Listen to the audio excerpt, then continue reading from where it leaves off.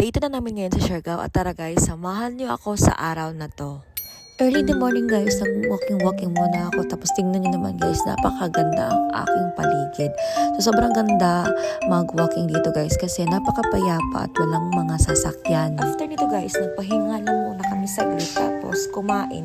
At pagkatapos, bandang 8 AM, pumunta na kami ng Pacifico. Guys, yan yung motor na sinakyan namin guys. And nakakahiya kasi pagdating namin doon sa Secret Mountain View, tumirik ang motor, nakakahiya, ang daming tao. Papakita ko sa inyo guys mamaya kung saan tumirik ang motor. Basta yan ang way papuntang north kung saan yung Mountain View or Secret Mountain View.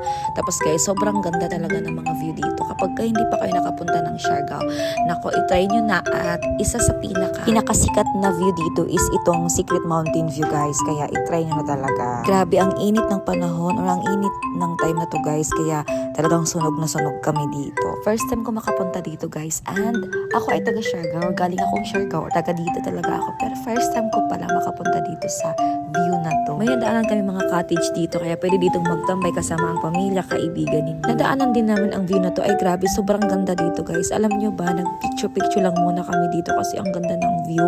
At tingnan nyo naman yung dagat. As in, sobrang ganda.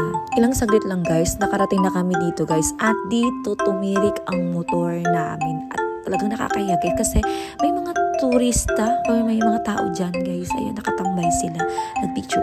Sayang kasi hindi ko na na-videohan yung pagtirik ng motor. Well, anyways guys, ito na yung view ito yung Secret Mountain View guys. Tignan nyo naman, ang ganda. Ayan, nag-video lang kami dito guys. Tapos, hindi mo kasi maiwasan mag-video dito at mag-picture kasi ang ganda talaga ng view. Ang tawag nga pala sa lugar na to guys ay Secret Mountain View, Burgos. Kaya alam niya, pag pupunta kayo ng Siargao, huwag niyong kalimutan bisitahin to or puntahan to. At sa unahan ng Secret Mountain View guys, pababa naman nito ay makikita mo dito itong view na to.